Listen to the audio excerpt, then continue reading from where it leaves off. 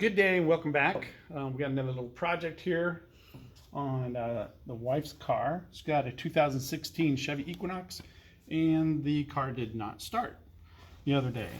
So guessing it's probably got the original battery in it. We bought this car used about 2 years ago. So I'm guessing the battery is probably original. First question was, where's the battery? So when you pop the hood, it just doesn't jump out at you. You know, you see this red knob here, and that makes you think, well, that must be positive, but it doesn't really look like a battery. This is somewhat resembles a battery, but it doesn't look like a battery because it's got this big plastic cover on it and these big heavy wires on it. But what it ended up being is this is a computer for the car, one of many, I'm sure, and you have to pull this off the top of the battery because the battery is underneath here. These are actually where you jump the car. So that is red for positive terminal. So you would connect your positive lead of your jumper to here, and then the negative, there's a little label here on this, the metal portion here on the firewall. It says ground, and that nut right there is the negative that you attach the negative side of your jumper cables to. So that was different. You don't actually attach your cables to the battery. You got a separate stud for both the positive and the negative, which I guess was pretty cool. But I'm going to start by pulling this computer off and get down to the battery. So what they got holding this computer down with, they got a 10mm bolt right there, and then there's two tabs here that you have to slide this assembly that way to get this computer off the top. So I've got my 10mm extended socket on my ratchet gun. Make sure you don't drop it. Got the bolt pulled out, and it slides just real easy. And if you look at it, we got these two plastic slots here. They hook onto these two metal tabs here. So you gingerly set this computer on its side there, and now we get down to what looks like a battery to us, but they don't make it easy. So in order to get the battery out, we're going to pull a screw which is underneath this plastic cover here in order to get this bracket off, and they've got some plastic plugs here that we got to lift up and out, and this will fold up out of the way. So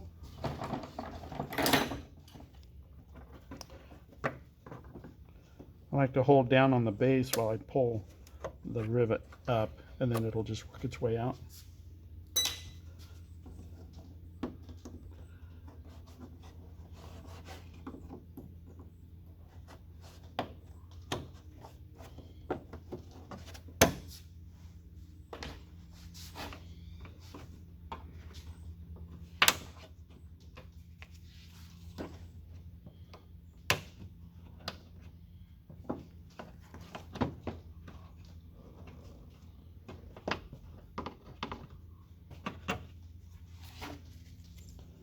And that one's separated, but you can just push these back together.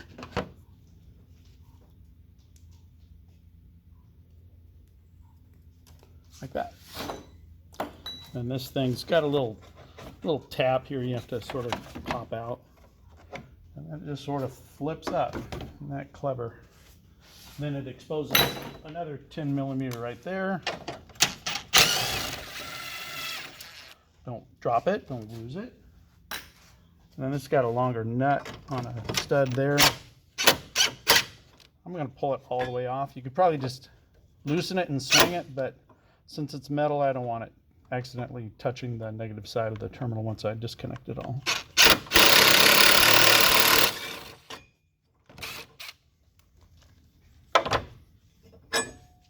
And that gets you to the battery. Negative side. This is unique, the clamp on it. It's got like a tapered tightener. It's a wedge. So as you tighten down on this wedge, it's going to put tension in and brings this clamp tight on the terminal. Never seen that before. So loosen that. No, I'm not going to take it off. And this one here, I'll have to get a wrench for that.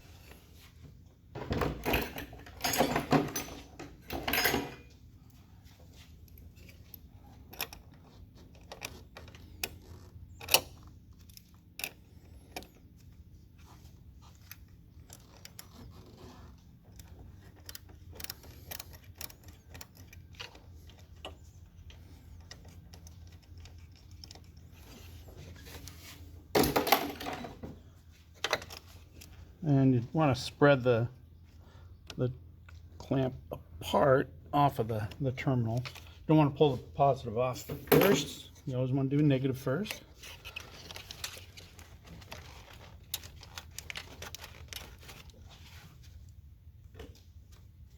Same with this one. Spread that open a little bit. Hopefully it comes off.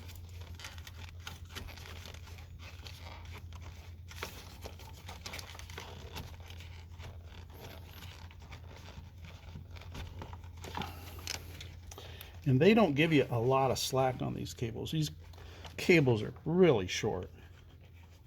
So I may actually tie that back with a cable tie. And this one, same thing with this one. I mean, that's it. That's all the slack you got. Not a lot of room. So just looking at the date stamp on this, this is a AC Delco. It's got looks like 22/12 of 15. So that would be the 22nd of December 2015. So yeah, this is about 6 years old, and that's probably about the life of a battery. So I'm going to go ahead and just cable tie the negative terminal back away, not hopefully touching any metal.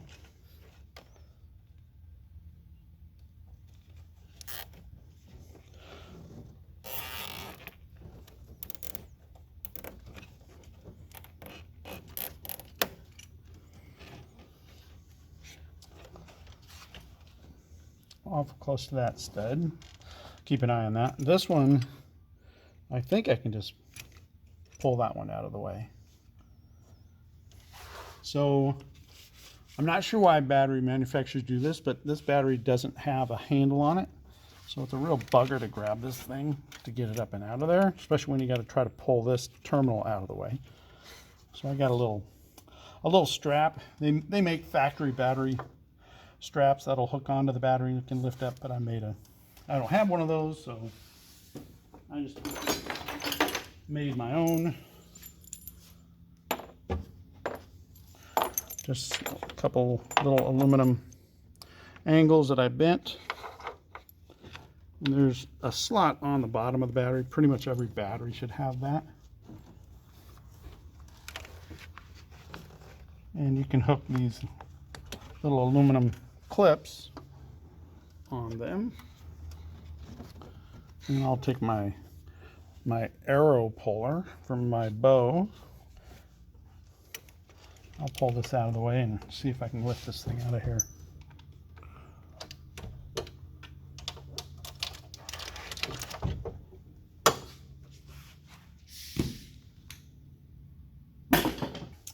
So I got this tester. It's a load tester.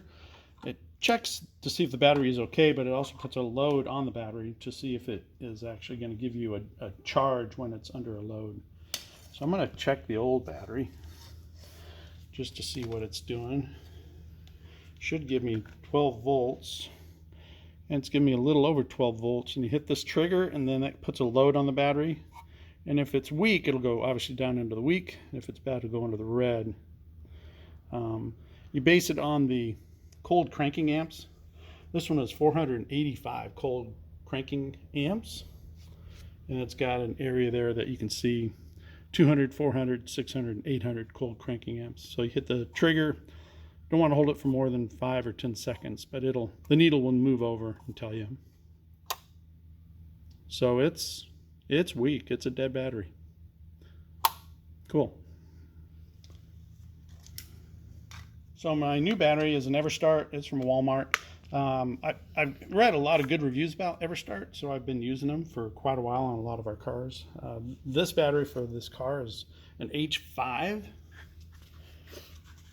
Also a 47 is the number that pops up. I'm gonna go ahead and test this one. And it's got a date of this month of this year, July 21. So it's jumped up to almost 13, maybe 12.8, and I'll put a load under it. And this has 650, so it's got quite a bit more than the old battery. And it was 106 bucks at Walmart, so pretty decent. And it shows it's good. And this is a nice little kit. It's 20 bucks, $19.99 at Harbor Freight. Probably can get a coupon and get it cheaper, but yeah, it's nice to check to see if a battery is good, and it's also really nice to be able to put a load on it. And what they do is this just got a heating element. Not sure how many watts the heating element is. Doesn't seem to say, but the heating element puts the load on the battery, and then that's how you know if it's working when it's under a load. Nice little tool for 20 bucks.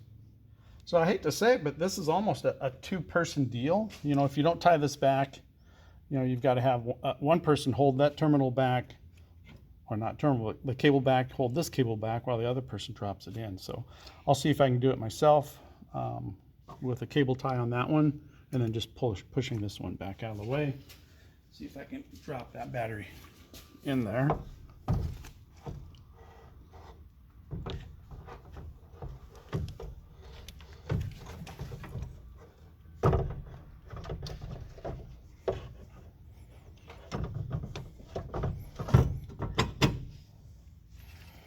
And it went in, which is good.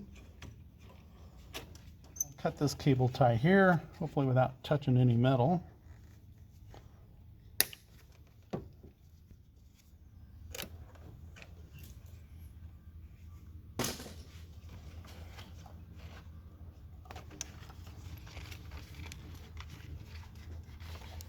And tighten these two nuts up and put it all back together.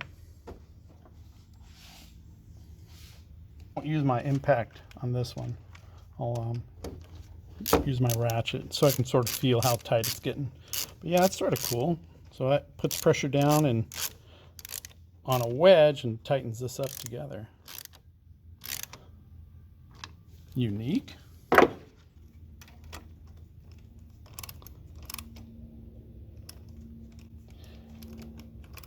Make sure I'm going the right direction.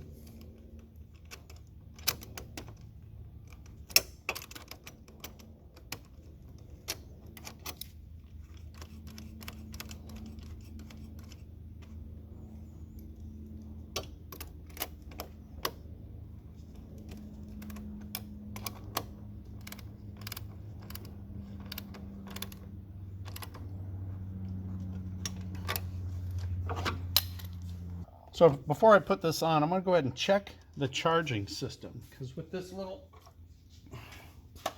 battery tester here, you can actually check the charging system. It says over on the right hand side here, charging system. When you hook it up to the terminals and start the car, this needle will go up. And if it's in the red zone on either side of that, then you need to have it checked out. If it's in the green okay, then your charging system is doing what it should do. So I'll start the car up and check it.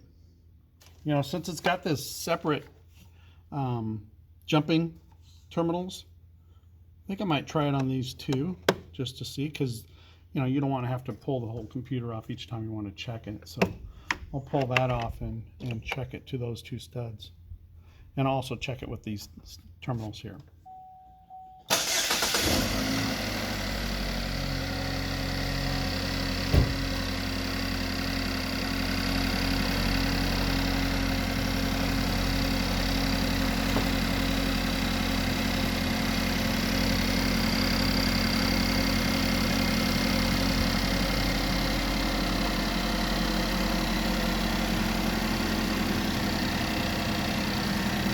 So that's showing that it's right in the green where it should be. So that's cool. And then I'll try it on this port here.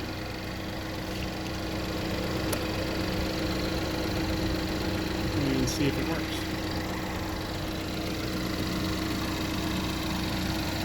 And you are able to use those secondary terminals for checking the charging system. So, button this thing back up, put the little covers on it. All these extra wires that you're seeing, we use this car to tow behind our motorhome, and this is part of the wiring for the tow assembly. And the lights that operate when we touch the pedals on the motorhome. And it's possible that there may be a small drain, they call it like a parasitic drain, from all this extra wires that I tapped into the battery. But the battery is pretty old, so I'm sort of thinking it's just the battery hits its last days.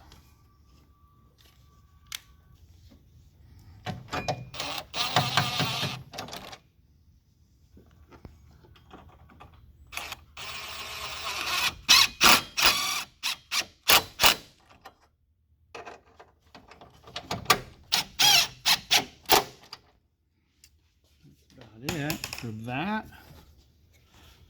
Flip this cover down, tuck this tab in here. There's a little stud, a little locating stud that could go in that hole there. Wiggle that around, sort of drop into place.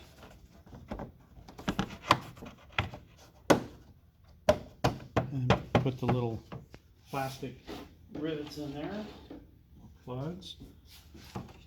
Set the base in first and push the top in. Pull this top out so you can get the bottom base in. Push that in. Takes care of that. And then we've got the computer. There again, these two tabs here are going to go in those two slots there. I'm going to just slide this far enough back that it hooks on. Pick up on that side, and then you run this number 10.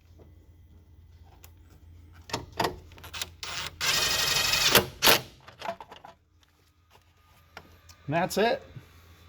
Thanks for watching. Thanks for hanging out. If you like them, go ahead and share them with your friends, and I will see you on the next thing that breaks around the house.